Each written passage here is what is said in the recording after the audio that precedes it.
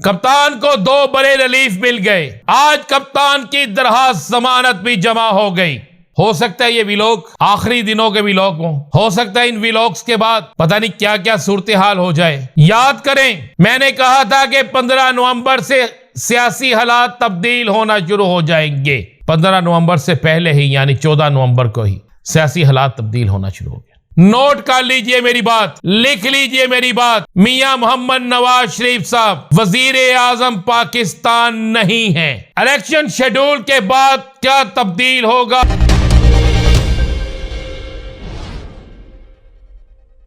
बिस्मिल्लाहिर्रहमानिर्रहीम। अस्सलातु वस्सलामु अलैका या सय्यदी या रसूल अल्लाह, अस्सलातु वस्सलामु अलैका या सय्यदी या हबीब अल्लाह।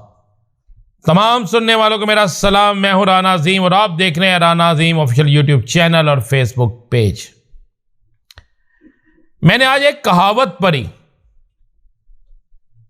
कहावत यह थी कि जंगल का बादशाह तो शेर होता है, लेकिन शेर को सबसे ज्यादा मुख्ताजी अपने शिकार और अपनी बादशाहत के लिए अपने सबसे कमजोर साथियों की होती है।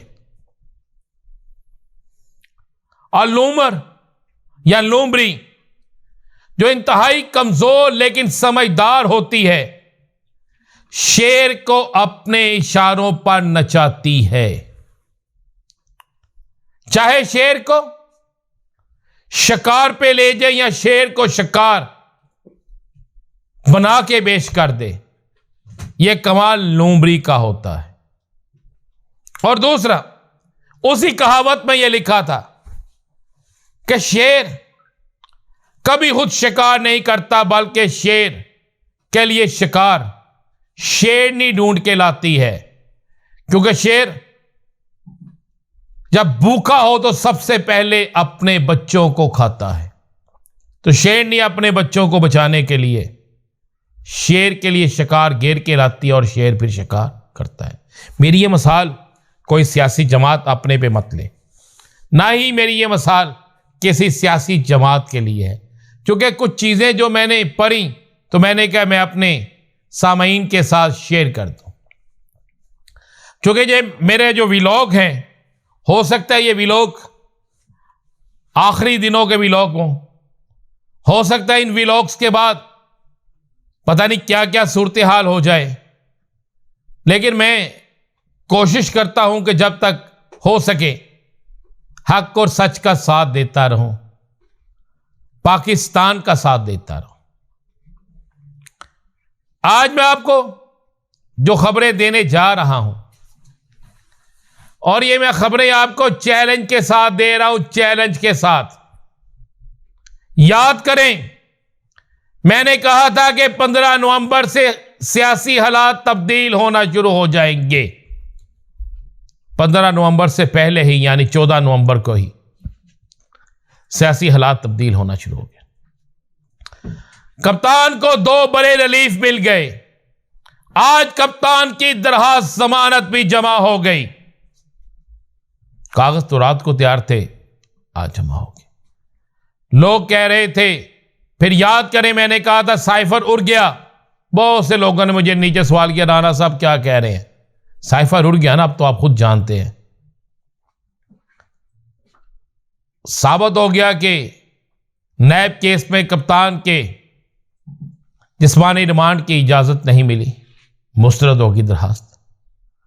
साइफर पे इस्लामाबाद हाई कोर्ट का फैसला कमाल का आ गया।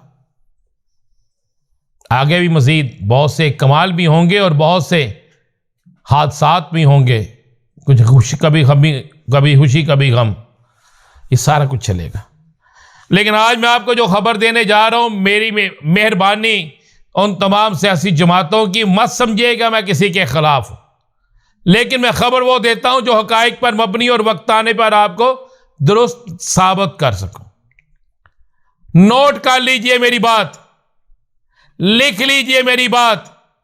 मियां मोहम्मद नवाज शरीफ साहब वजीर आजम पाकिस्तान नहीं है।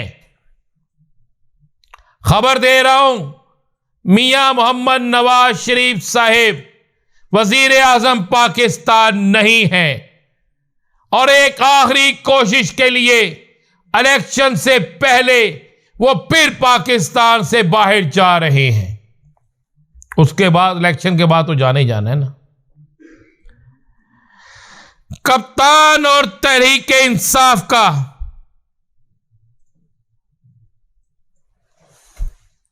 आज भी डंका बोल रहा है। आज भी कप्तान और तहरीक इंसाफ नंबर 1 है। ये कहां से बात निकली ये भी आपको तफसील से बताऊंगा। इलेक्शन शेड्यूल के बाद क्या तब्दील होगा आप सोच नहीं सकते। एक मैंने आपको चैलेंज से खबर दे दी है, चैलेंज से 6-8 फरवरी के बाद जिंदगी रही तो आप मुझसे पूछिएगा, मैं आपसे पूछूंगा कि नवाज शरीफ वजीर आजम बने कि नहीं बने, तो आप खुद कहेंगे कि नवाज शरीफ वजीर आजम नहीं बने।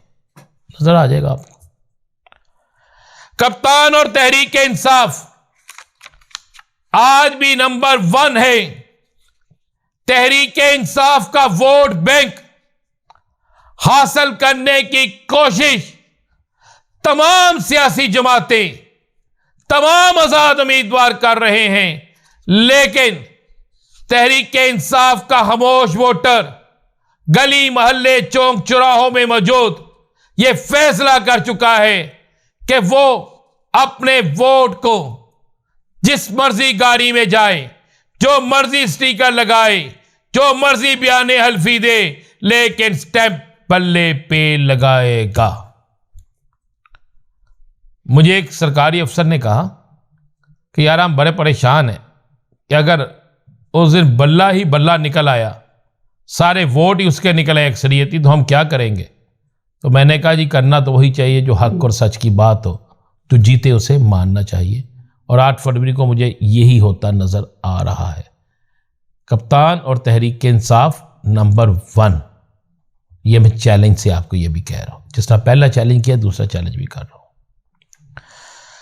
इलेक्शन शेड्यूल जिस दिन आ गया उस दिन आप देखेंगे कि इलेक्शन शेड्यूल के आते ही हालात इतनी तेजी से करवट लेंगे, इतनी तेजी से बदलेंगे। बहुत से पहलवान खारे से बाहर, जिनको खारे से बाहर रखने की कोशिश की जा रही है, वो खारे के अंदर इलेक्शन की चैंपियन ट्रॉफी उनके हाथ में। बहुत सी टीमें डिस्क्वालीफाई हो जाएंगे, यानी इलेक्शन का शेड्यूल आते ही बहुत से लोगों के शेड्यूल खत्म हो जाएंगे। आप मेरी बात इशारतन समझ गए हैं। मजीद अगले व्लॉग में एक बहुत बड़ी खबर दूंगा, तैयारी पकड़ ले, वो आ रहा है जिसका सबको इंतज़ार है। इजाज़त दीजिए, अल्लाह हाफ़िज़।